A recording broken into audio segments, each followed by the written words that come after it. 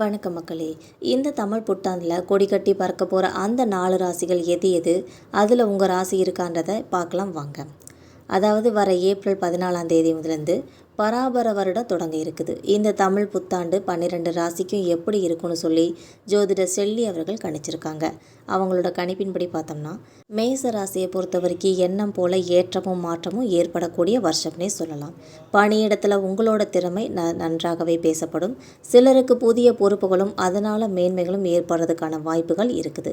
எந்த சமயத்திலும் திட்டமிட்டு நேரம் தவறாமல் செஞ்சீங்கன்னா மனம் போல இடமாற்றம், பதவி, ஊதிய உயர்வுகள்லாம் கிடைக்கிறதுக்கு வழி இருக்குது. இதுக்கப்புறம் ரிஷப ராசிக்காரர்களுக்கு தன்னம்பிக்கையும் தைரியமும் அதிகரிக்கக்கூடிய வருஷம்னே சொல்லலாம்.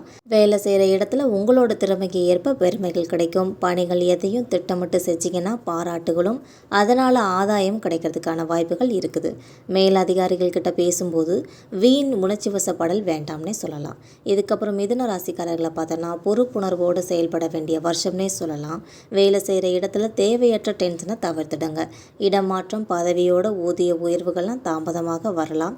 நிதானமும் பொறுமையும் இருந்தால் கண்டிப்பாக நிச்சயம் வெற்றி பெறலாம்னே சொல்லலாம். இதுக்கப்புறம் கடக ராசிக்காரர்களுக்கு உழைப்புக்கேற்ற உயர்வுகள் வரக்கூடிய வருஷம்னே சொல்லலாம். வேலை செய்கிற இடத்துல பதவி, ஊதிய உயர்வுகளில் இருக்கிற தடைகள்லாம் நீங்கி போயிடும்.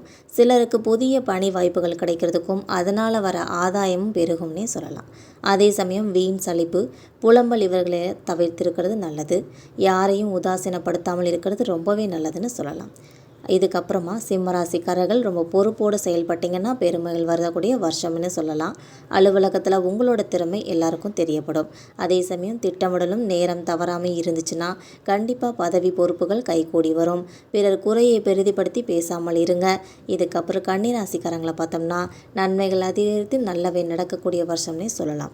அலுவலகத்தில் உங்களோட திறமை இந்த வருஷம் உணரப்படும். எந்த சமயத்திலும் சோம்பல் தலை தூக்காமல் பார்த்துக்கிறது ரொம்பவே நல்லது. யாரோட தனிப்பட்ட விஷயத்திலும் நீங்கள் தலையிடாமல் இருக்கிறது உங்களுக்கு நல்லதுன்னே சொல்லலாம்.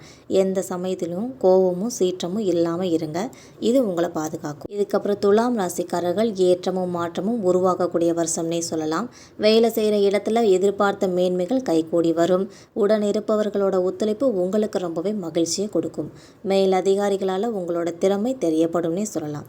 யாரோட தவறையும் பெருசுபடுத்தாதீங்க. இது உங்களுக்கு நல்லது. விருச்சக ராசிக்காரர்கள் முயற்சிகளுக்கேற்ப முன்னேற்றம் வரக்கூடிய வருஷம்னே சொல்லலாம். வேலை செய்கிற இடத்துல எதிர்பார்த்த பெருமைகள் நிச்சயம் வந்து சேரும். எதிர்பார்த்த இடமாற்றம், பதவி உயர்வு எல்லாமே உங்களை வந்து சேரும்.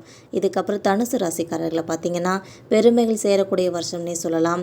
வேலை செய்கிற இடங்களில் உங்களோட திறமை மேலதிகாரிகள் உணரப்படுறது சந்தேகமே இல்லை. இடமாற்றம், பதவி, ஊதிய உயர்வுக்கான முயற்சிகளில் அவசரப்பட வேண்டாம். பொறுமையாக இருங்க. இதுக்கப்புறம் மகர ராசிக்காரர்களை பார்த்தீங்கன்னா உங்களோட உயர்வுக்கு உத்தரவாதம் கிடைக்கக்கூடிய வருஷம்னே சொல்லலாம். வேலை செய்கிற இடத்துல பல கால கனவுகள்லாம் இந்த வருஷம் நிறைவேறும். கூட இருக்கிறவங்களோட ஆதரவு உங்களுக்கு மகிழ்ச்சியை கொடுக்கும்னே சொல்லலாம்.